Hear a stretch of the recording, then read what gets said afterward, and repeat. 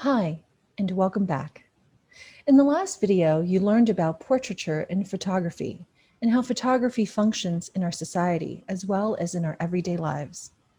In this final video of the series, we will discuss some actionable steps that we can all take to address air pollution and climate change. Climate change is a very real issue that affects all of us. Unfortunately, the powerful forces that cause air pollution prioritize profits over people. But we as individuals can be powerful too, and there are steps we can all take to change the world around us. One of the first things we can do is to be aware of our behaviors. The actions we take have consequences, whether that is how we spend our money, where we buy things, what mode of transportation we take on a daily basis, and so on. This is difficult to do because the system all around us has been designed to keep us constantly consuming. Simply bringing awareness to the small decisions we make every day is a huge step in the right direction. The next step is something that you are already doing by watching these videos. Become informed. Continue to educate yourself about this issue. There are many resources and organizations available to you, and maybe consider making this your area of study in college so that more people from affected communities are involved at the scientific research level and in policymaking about this issue. Next, direct action, which can come in the form of marches, protests, demonstrations, boycotts, and other public action united around a common goal. From the civil rights movement to what we saw in 2020, these direct actions have a significant impact. There are many local organizations and initiatives available as resources on this subject to help you raise your voice and be a part of the important movement to become sustainable and equitable society. Next, organizing, which has a long history and can start as simply as a group of people meeting because they believe in a common cause. Griselda Martinez is a great example.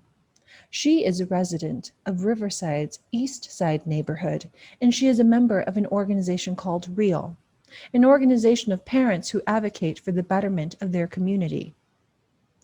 The work of community groups like this can be scaled to address big or small problems, and it can be used to obtain both long and short-term goals.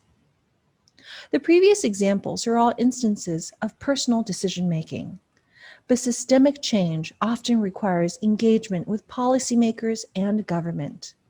The right person in power can make a difference for millions of people, like Ronald Loveridge, who was a city council member and eventually mayor of Riverside.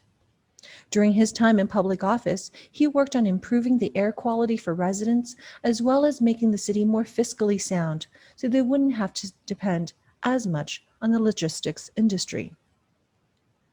In contrast, the city of Moreno Valley just approved a 40.6 million square foot logistics facility in spite of protests from its residents because the city needs the income. Government is complex. Those in power are often trying to balance competing interests from their communities, from corporations, lobbyists, and their city's needs. This is why civic engagement is so important. It gives ordinary citizens a chance to speak up and be a part of the decision-making process that affects their communities, like Mariana Lopez, who grew up in the town of Rubidoux in Riverside County. Mariana is passionate about helping her community, and she started by volunteering with local nonprofit and community organizations. Today, she is on the Planning Commission of the city of Jurupa Valley. In that position, she helps make decisions about land use and development projects that affects local residents. We should support people from our communities who are running for office to change things for the better, or maybe even run for office ourselves, so that we can change the framework of the conversation. Lastly, we make real change by re-examining our relationship with the natural world, both as individuals and as a society. Much of the air pollution is the result of us being out of sync with the world around us. We have shifted our focus towards consuming things instead of living in a way that is sustainable. We should work towards a better sense of balance by looking at how our ancestors did it. If we all act collectively, even taking just one or two of these actionable steps, we can have an enormous positive impact on our community's health and on the world around us. That concludes our final video in the series. Now it's time to put everything that you've learned from this series into practice. Complete the final activity section in this module.